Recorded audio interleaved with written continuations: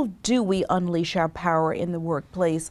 And as we were just talking about playing small, but I'm wondering sometimes would it create too much disruption, or would it be seen as arrogance? Or, I mean, how do you unleash your power without intimidating everybody there? Good question. Well, first of all, let's think about unleashing your power. And the reason that we speak about it in the book is because it has to do with potential. And potential really is about what's possible. Taking your talents and using it to what's possible for you, right? So we're talking about unleashing that power so that you get to that space, whatever that space may be for you. To answer the question about disruption and how it works in terms of potential and whether people feel like you're arrogant or it's all about boasting you, it's how we do it. In any organization, and having come through corporate America and navigated to the positions that I did, I had to learn diplomacy. I had to learn the fact of the matter that I could not be a renegade. It's how you do things, not what you do.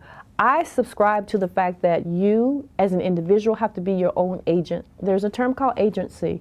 An agency is when you're re-recruiting yourself and you're the one that's given the voice for what you need to do and who and where you need to be.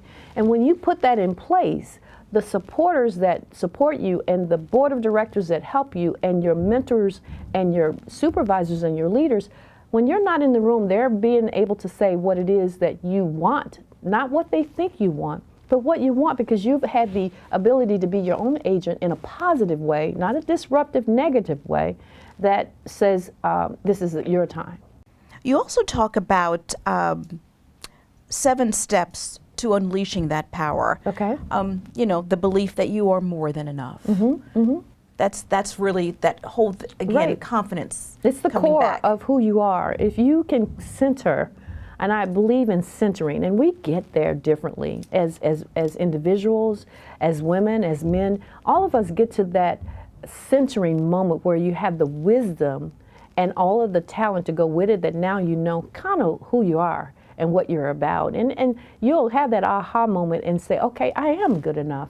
I am not all those things that I saw on the evaluation that my boss provided to me. Now I need to take that information, but I can't let it crush me to the place that I'm not able to move from A to B. I need to use that in a positive way to know that I am enough, and I'm enough to accomplish what I was intended to accomplish on the journey. That's what I'm thinking. And you must have self-approval. Well, it goes back to believing in yourself, right? So self-approval is that it's not the arrogant person we're talking about. I mean, that's a whole different ball game. This primer is basically talking about discovering a spirit-winning success model where you'll win. I mean, at the end of the day, we're all in this to win. I don't think anybody's in it to lose. So if you're talking about winning, having that how-to strategy in a positive flowing way, that each step of that journey you can see a milestone that you've made, to have self-approval that even with the things I need to change so that I can get better, I still can have self-approval that I'm good enough and I am enough to still accomplish what it is I intend. Delegate yourself. Yes. Well, you're sitting there waiting on somebody else to do it for you. Probably you'll be waiting for somebody else to do it for you.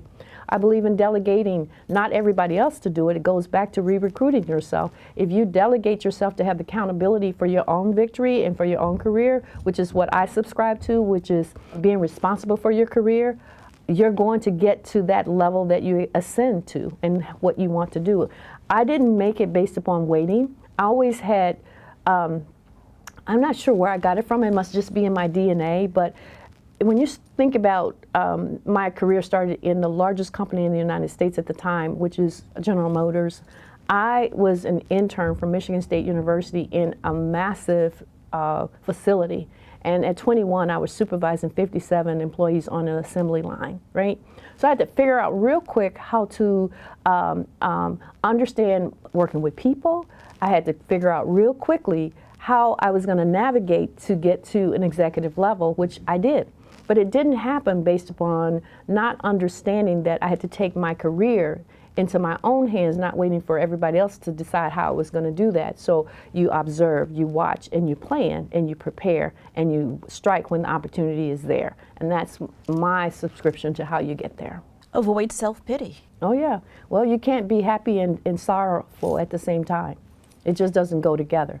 So if you're in self-pity mode and the woe is me mode, guess what type of people you're going to be around? The woe is me and the self-pity mode, right? So people draw people similar to them together. So I've often watched in the cafeteria moments when I was in the workforce, or places in meetings, like people stay together. And you tend to kind of understand when you see those people together and you're hanging with those people. Those are the people that are talking about everybody else at work and never going anywhere because they're busy making sure that it's they, not we. And so I don't believe in self-pity. I believe we all have challenging moments. I also believe we have valleys. But in those valleys, you have to have a positive attitude to have the altitude to pull out of those valleys. And when you do, you will be better for it. Choices decide the seasons of your life. Oh, absolutely. That is something. Absolutely. Well, you all, you know, so I'm from that point of spirituality. For me, I believe that the seasons of our lives really map out how we get where we're going, knowing that for this moment it may be it may be a rainy season, and for this moment it may be the sunshine. Okay, but inside of those seasons, you personally have to make the choice for what you're going to do in the season. And if that season is a rainy season and clouds, you have to be able to make the right choice so you can get to the rainbow or to get to, you know, the next day. And I put it simply as this.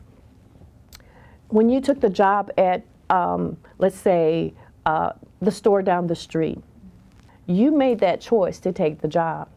You make the choice of whether to stay in that job. Nobody's holding you. If you don't like the environment, if you don't like your boss, if you feel like everything is so bad at this place of employment, you have a choice to make. You can make a choice to come in here and get this check every week and hate what you're doing, or you have a choice to do something about it. That means while you're hating or not liking what you're doing, to start to subscribe to competencies and skills and build that mode of learning and always doing your homework so that you can move past that to where you want to get to. This makes sense? Yeah, absolutely. So that's how I see it. Your choices are there. So you may choose to leave and not have a job, but it's your choice.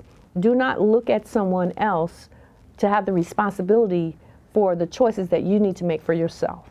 And Powerplay, Yes. which is the whole reason for the book. Right. You have to make a power play for your life. Oh, absolutely. The game of life is just that.